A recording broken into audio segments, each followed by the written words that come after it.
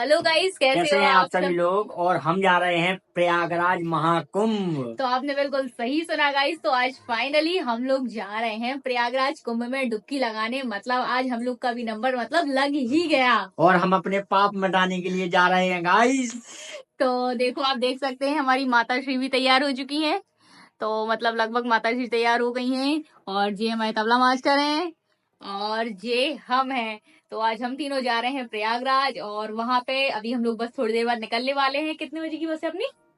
बस है अपनी। यहाँ से हम लोग की 8 बजे से हरपालपुर के लिए बस है और फिर हरपालपुर जाकर पता चलेगा कि हम लोग को कौन सी ट्रेन मिल रही है या फिर क्या कुछ है। अभी तो हम लोग को कुछ भी नहीं पता। वीडियो में बने रहिए पूरे एंड तक, आप लोगों को पूरा प्रयागराज का मजा हाँ, दिलवाएंगे वीडियो के माध्यम से। आज आपको पूरा प्रयागराज घुमाएंगे। तो ब्लॉग को एंड तक देखना और वीडियो अच्छी लगे तो लाइक करना बिल्कुल मत भूलना।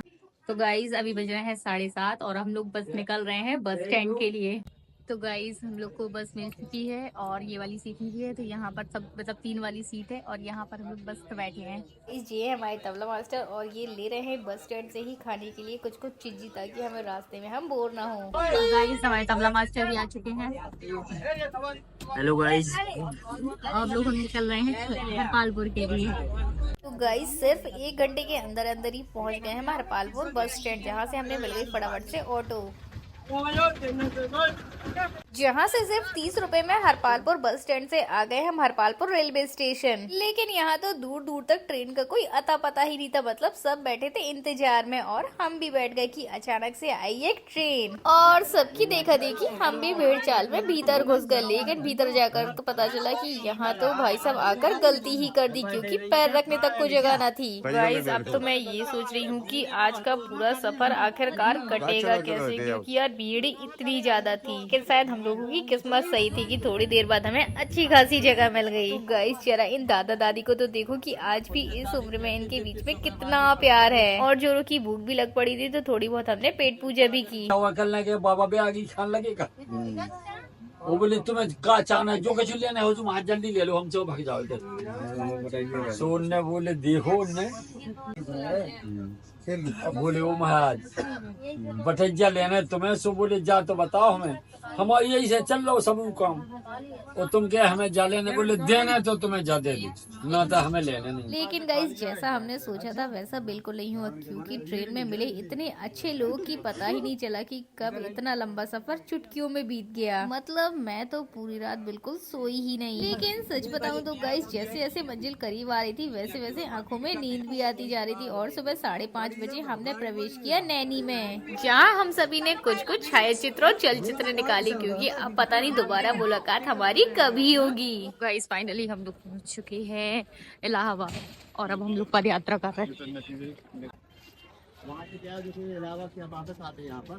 गाइस फाइनली हम लोग प्रयागराज पहुंच चुके हैं और आप भीड़ देख सकते हैं कितनी भयंकर ज्यादा है। और पैर दर्द होने लगे थे तो मैंने जूते भी उतार लिए और वही माता श्री तो आराम से चल रही। और अभी हम लोग को संगम तक जाना है पैदल यात्रा करते करते। अभी हम लोग कम एक किलोमीटर चल रहा हो ये बने ना, 1 किलोमीटर हम लोग ने कम से कम चल लिया है और अभी पता नहीं कितना चलना है। उसके बाद हम लोग संगम पे पहुंचेंगे और फिर डुबकी लगाएंगे। तो ब्लॉग के एंड तक बने रहना और बताना कि आपको ये कैसा लगा ब्लॉग। मैं थक गई बहुत ज्यादा, पूरी रात भी नहीं सोई और अभी भी कंटिन्यू चल ही रही हूँ।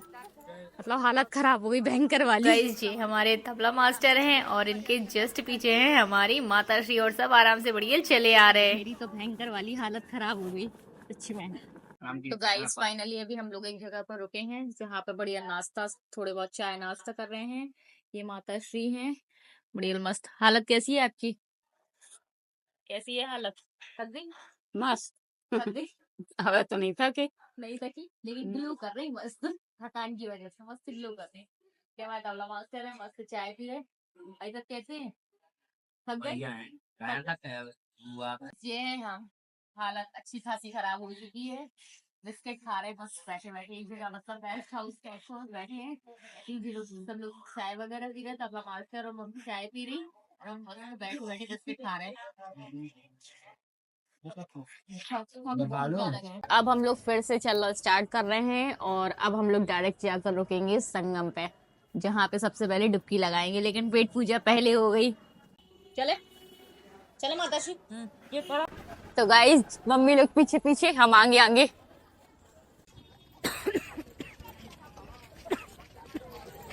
तो गाइज अभी हम लोग लगभग 4-5 किलोमीटर आ चुके हैं और आप देख सकते हैं कि कुछ लोग आ रहे हैं, कुछ लोग जा रहे हैं। तो हमने सोचा क्यों ना थोड़ा सा प्रसाद ले लें, पता नहीं वहाँ मिलेगा या नहीं। तो गाइज यहाँ पर तबला मास्टर और माता श्री लगी हुई है प्रसाद लेने में। तो मैंने भी सोचा कि मैं भी क्यों ही पीछे रह जाऊँ, थोड़ा सा मैं भी कैमरे में झांक लूँ। गाइज फाइनली अब हम यहाँ से ले रहे हैं थोड़ी बहुत पूजा की सामग्री। तो गाइज बस कुछ ही देर में हम पहुँचने वाले हैं। देखो मम्मी, तो गाइज हम लोग संगम पहुँच चुके हैं फाइनली।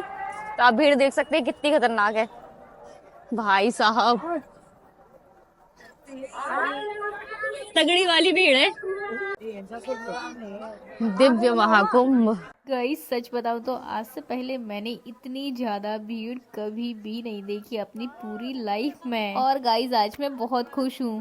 तो गाइस फाइनली हम लोग कुंभ पहुँच गए हैं। लेकिन हमें ये समझ नहीं आ रहा था कि इतनी भीड़ में हम सभी एक साथ स्नान करेंगे कैसे। तो हमने सोचा कि क्यों ना एक एक करके स्नान किया जाए। इसीलिए सबसे पहले हमारे तबला मास्टर लेकर चले गए माता श्री को। तो गाइस आप देख सकते हैं कि मेरी माता श्री को मतलब बहुत ज्यादा डर लग रहा है, क्योंकि उन्हें पानी तो एक तो ठंडा लग ही रहा है और इनकी हिम्मत भी बिल्कुल नहीं हो रही। तबला मास्टर को बोल बोल कर उनसे डुबकी लगवानी पड़ रही है।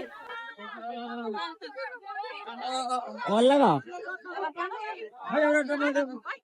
और लगा 2 लगा कम से कम। जो लोग स्नान कर लिए हैं घाट को खाली कर दें और जिसको नाव चाहिए वो यहाँ से 500 मीटर। गाइज अब बारी है तबला मास्टर की और मेरी। तो सबसे पहले तो माता श्री ने हमें कुछ कुछ पूजा की सामग्री दी जो कि हमें गंगा मैया को अर्पित करनी थी। और फिर भीड़ को चीरते हुए हम भी घुस पड़े भीतर। लेकिन यहाँ तो तबला मास्टर ने सबसे पहले मेरा ही नंबर लगा दिया और मुझे तो भाई साहब पानी में पैर रखना भी नहीं आता। तो मुझे तो ये लग रहा था कि कहीं मैं डूब ही ना जाऊँ। गाइज अब हमारे तबला मास्टर भी आ गए हैं मुझे डुबकी लगाना सिखाने। लेकिन ये तो मुझसे ना हो पाया। तो मैंने उनसे बोला कि चलो अपन एक काम करते हैं, साथ में डुबकी लगाते हैं। और फिर जय गंगा मैया का नाम लेकर हमने भी लगाई अपनी पहली डुबकी, क्योंकि आज से पहले मैंने कभी डुबकी ही नहीं लगाई थी। और पता हमने तो एक ही डुबकी लगाई थी, लेकिन जो अंकल हमारी वीडियो बना रहे थे वो हमें बता रहे थे कि एक नहीं 5 डुबकी लगाओ। 5 बार लगाइए, 5 बार लगाइए डुबकी। हाँ हाँ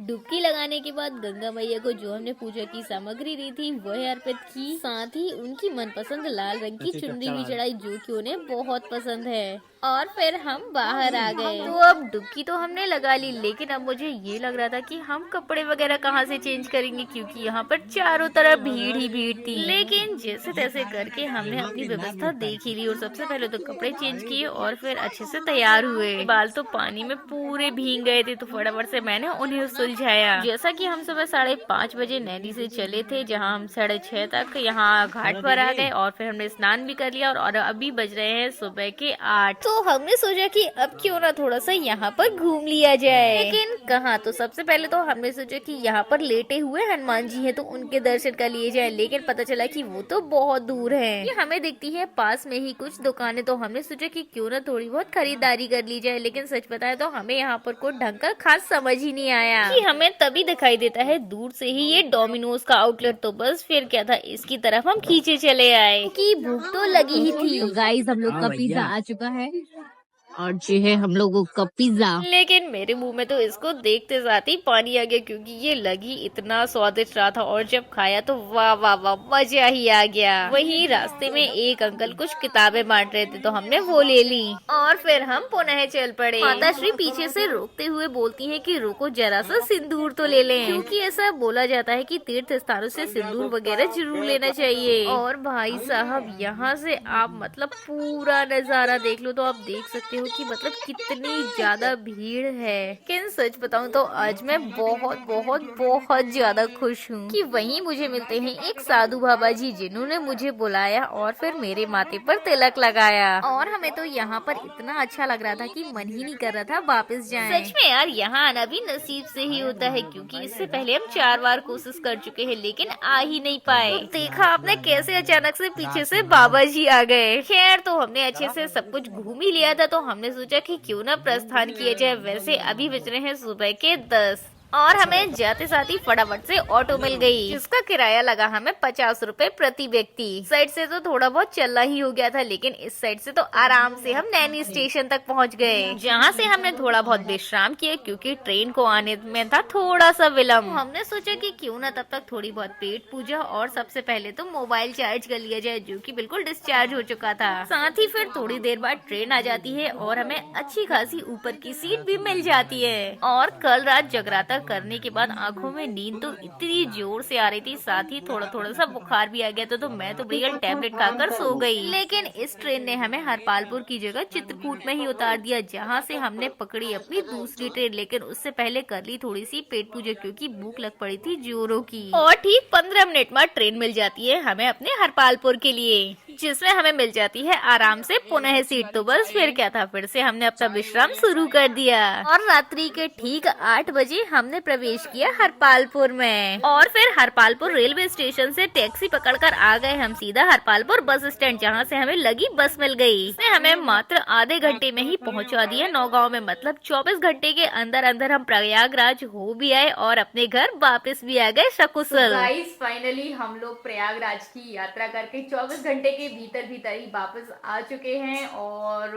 वहाँ आप बिलीव नहीं करोगे कि हमें वहाँ प्रयागराज जाना और आना सिर्फ 1000 के अंदर अंदर हम तीनों लोग प्रयागराज होकर आ गए। मतलब कोई भी ज्यादा एक्स्ट्रा खर्चा नहीं लगा, क्योंकि हम लोग ट्रेन से गए थे, तो ट्रेन लगभग सारी फ्री ही थी। और बस थोड़ा बहुत खाने में हम लोग का पैसा लगा और थोड़ा बहुत घूमने वगैरह का। बाकी हम लोग 1000 के अंदर अंदर अच्छे से प्रयागराज घूम कर आ गए। और भीड़ की बात करें तो भीड़ भी ऐसी कोई ज्यादा नहीं थी, मतलब नॉर्मल थी, क्योंकि इतनी भीड़ होना तो ऐसे स्थानों पर स्वाभाविक है।